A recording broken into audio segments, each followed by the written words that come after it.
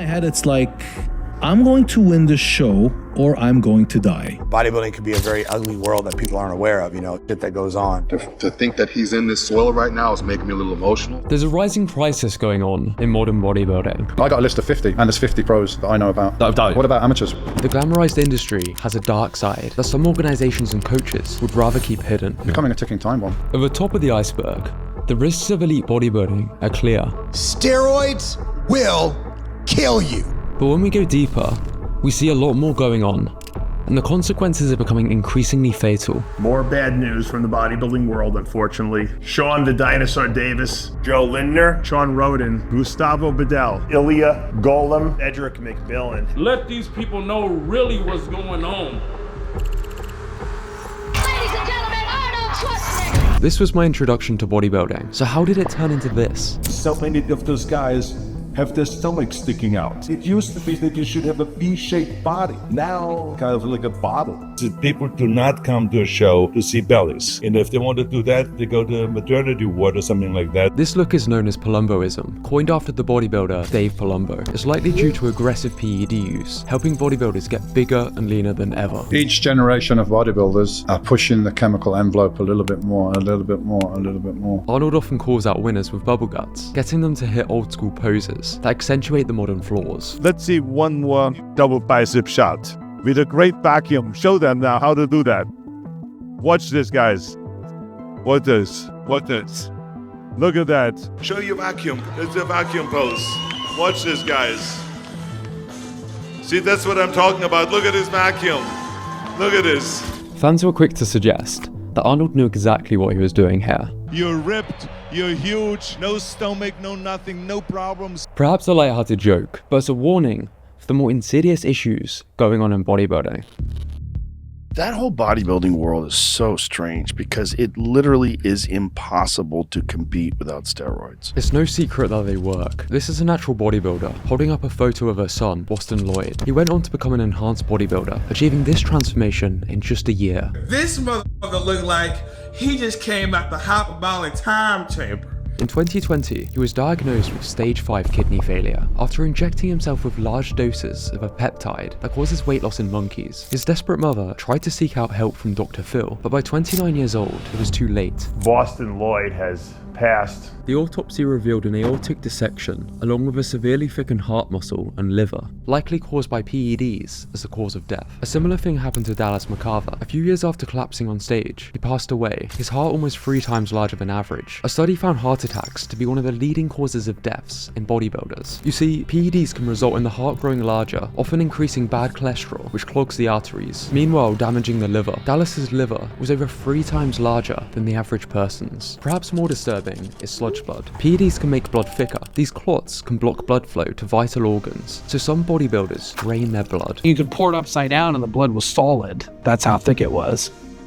Side effects are becoming increasingly common as bodybuilders are pushed to take more potent enhancements, which is why experienced pros are concerned. The internet is a source of information, which information is good, but you got a lot of information. It's this information that allows bodybuilders to experiment with research chemicals and advanced pharmacology to push to new limits. What I'm told by people, they're just taking it recreationally. They're taking, I'm saying, mate, you're taking more than I took from Mr. Olympia. Many already have predispositions that these substances exacerbate, substances which can have worrying effects on your brain. Every day that I'm on high doses, I wake up in the morning afraid of the rest of my day.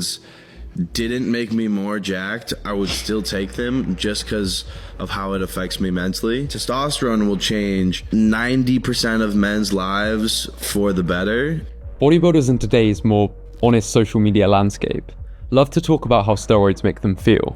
Today, we're gonna be talking about what it feels like to be on trend. When it's fucking time to go, it's fucking time to go. Mentally, you become the main character. But there's growing evidence to suggest that not all of these effects are positive. It's going to make your temper very short. Intrusive thoughts. I think about violence all the time. Irritable, angry, anxious, night sweats. Like, I got the most side effects from trend in all these drugs. Yet, the temptation to use steroids is a running joke in the fitness industry. It's easy to forget that the mental consequences for bodybuilders can be fatal. I'm going to be brave. I'm going to make the move up into open bodybuilding. Love you all, and keep following, guys. That was 𝗕𝗃𝗏's last YouTube video before tragically passing away after becoming very isolated and depressed. His parents stating the chemicals had negatively affected his mental health. We can't claim causation here, but steroids alter your hormonal levels and how you think. So elite bodybuilding dosages come with significant psychological risks. This is something bodybuilders only often notice when coming off of PEDs. And I did a Mass Olympia gear free, guys. I'm sitting there, it's like a mind F. And I'm wondering, like, why the heck am I not crazy? Why am I not feeling way worse than I normally should? I was like, oh my God, I'm not doing steroids. I'm not doing steroids. But the cognitive effects can go far beyond a more unstable mental state. Another one is a marked proximate reduction of IQ. I'm on a considerable dose of anabolics and I can feel it. It's this fog. But it's not just the heavy required pharmacology that's contributing to the early bodybuilder deaths, but the psychological pressures of the sport. In the fitness industry, it's the only place that you get rewarded for having a drug problem and an eating disorder. If you combine the two, you get a pro card. Clip that. As a result of this, muscle dysmorphia is rife, with a new popular term being used. I would definitely say I had bigorexia because never satisfied, simply never satisfied. In 1985, the People's Magazine coined the term Bigorexia, a psychological condition marked by a negative body image and an obsessive desire to have a muscular physique. I've met many of the most massive bodybuilders around the world, and I have met a number of them that do not understand how large they are. Extreme sports attract extreme people. And I would always feel insecure. Like back then, the way I picked out all of my clothes was what made me look biggest. But there's a reason you hear about more bodybuilders dying young than cage fighters. It's not bigorexia or the pressure that kills bodybuilders. It's what they do in response to it. You know how many drug addicts are in bodybuilding? A tremendous amount. Because they're chasing something, but they're not winning something. As unrelatable as it may be, when your family, your finances, and your reputation are all dependent on you outcompeting hundreds of other bodybuilders, dangerous extremes become inevitable. Before I could comprehend the deeper parts of this iceberg, I needed to understand the psychological side and the pressures that bodybuilders can endure. For many bodybuilders, this alone can lead to their downfall, but it's often the result of an undetected condition. That's one of the most overlooked silent killers of muscular guys. Imagine having the following symptoms, yet no doctor can tell you what's going on. And the first time I got some sort of clarification was when I went to see a psychiatrist with extreme depression and anxiety. It's believed up to 80% of people who suffer with this are undiagnosed. I stopped breathing between 30 to 50 times per hour. I was getting around 30 minutes of restful sleep per night. How can any person survive on that? The root cause? Obstructive sleep apnea. People can die, yeah. You can't get into deep REM because you wake up every 2 minutes. Like choking. You're basically restricting oxygen and killing yourself slowly every single night. A serious condition that commonly affects overweight individuals. Previous coach of mine, Mike Jenkins, he passed away in 2013 because of sleep apnea. The solution? My Bang mask. This is a CPAP machine, a necessary device for many bodybuilders to breathe while sleeping. I was told by my sleep specialist, he said, if I didn't get a CPAP machine when I did, I would have had a stroke by the time I was 30. There's a reason you don't see many 300-pound 70-year-olds walking around. But while it seems like bodybuilders are most at risk at their peak size, it's often the run-up to competitions that proves the most fatal, with many reaching into the dangerous world of diuretics. This is footage of 26-year-old Antonio Souza. You can see something looks off. Shortly after, he passed away with diuretics the cause of death. Some guys and girls use diuretics to lose body water, and you lose a lot of electrolytes. Electrolytes regulate your heartbeat, so if they get really out of whack. These have claimed the lives of many other bodybuilders, trying to achieve a dry look on stage. Back in the 90s, there was a guy called Andy Hornby, early 20s. He died backstage or something, I think, because of the dehydration. Yeah, that's diuretic use. Yeah. Diuretics are real danger, and it can be deaths left and right.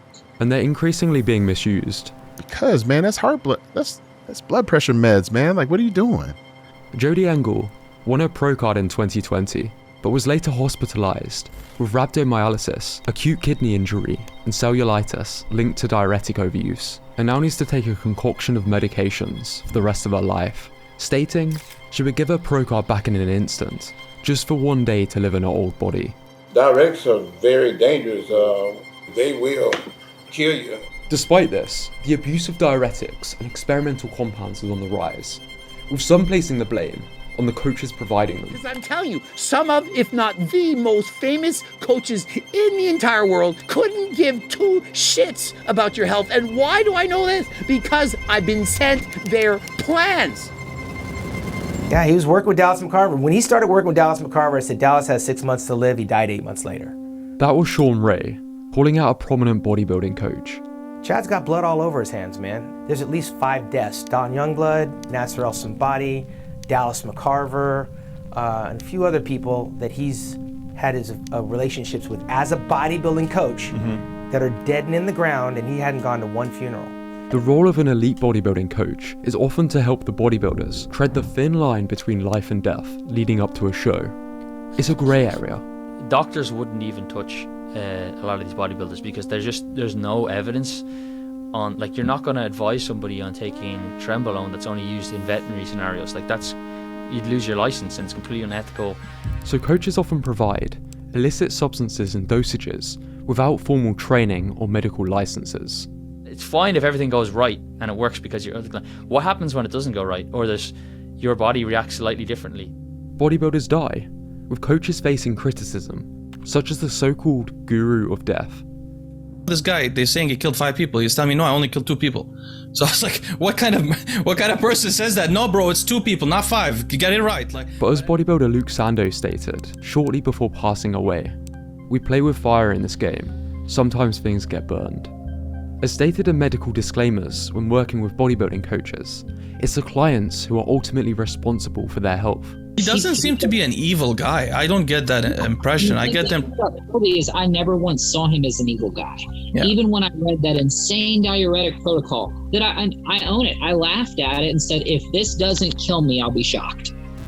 Perhaps most coaches are mitigating the damage bodybuilders do to themselves. You would like to think so, but it's a dangerous game. Literally, they really walk that fine line between life and death. And they know they're pushing the envelope.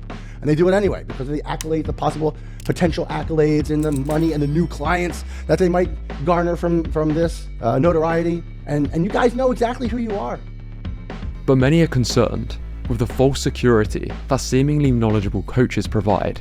I can see why somebody might just blindly follow a plan because that's what's been encouraged in this industry, unfortunately. And with PEDs and all that stuff, like, you have to be very, very careful because people have died. So why, despite all of these recent deaths, do bodybuilders continue to use experimental compounds, often mixed in with recreational drugs and risky medications? Some coaches argue that a lot of these poor decisions are the result of a psychological phenomenon known as summit fever.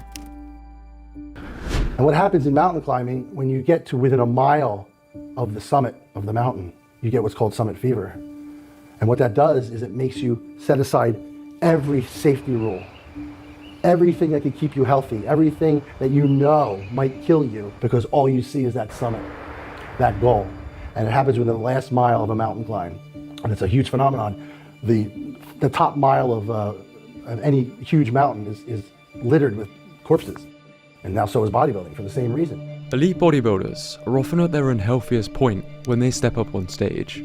People that don't know, when you see a bodybuilder on stage and they're fully shredded and ripped and flexing, they are so dehydrated. They're like ready to black out. But this is a time to push things to the limit. Are you truly doing whatever it takes to reach your goals? The opportunity to make all of their hard work and sacrifice worth something. Meanwhile, the trainers are looking to make a name for themselves. They have summit fever, sometimes as bad as the competitors do. A mixture of all of these factors has people very concerned about the future of bodybuilding. The sad state of bodybuilding, unpopular opinion. Someone is literally going to have to die on stage before something changes in bodybuilding. Trainers aren't going to change. People want to see these monsters.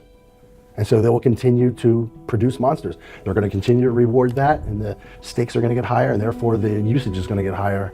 Despite its appeal, bodybuilding has a dark side that federations, coaches and brands often prefer to hide.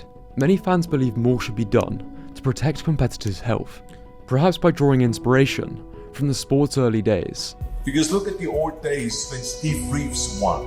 When Steve Reeves won, and you saw him on the beach, you say to yourself, I would love to have this guy's body. But that's not what you can say about those guys the day they win those competitions. This is why Arnold wants the classic physique to be as big as the open. And the natural bodybuilding community is growing, with bodybuilders warning of the risks. Go get yourself checked out, get everything checked, because I didn't realize what was going on inside me till they actually went in and looked. All these motherfuckers got health problems. All of them, bro. Why do you think I haven't competed in several years now? Me personally, my advice to you, unless you're competing, don't take any steroids. This is why raising awareness of the darker side is crucial, especially for younger people who are often only shown the glamorous aspects. Bodybuilding got me interested in fitness, but its darker side is what got me interested in health. For many bodybuilders, it's a passion worth dying for, and many more will die incredibly young, as people remark, at least they died doing what they loved. But perhaps the best way to honor late bodybuilders is to avoid making the same mistakes. For sure, who I am is not a bodybuilder. There's more to me than that. I'll be happy without it. And this sport is not worth dying for. No, there's much more to life than working out. We're talking about business, success, education, you know, bettering yourself in every way, willing to do whatever it takes. I've talked to a lot of bodybuilders and I've explained that if we were able to take what we learned from bodybuilding and all the effort and energy we put into, say, preparing for a contest, and we could take that and put that into something else, it would be amazing, the results.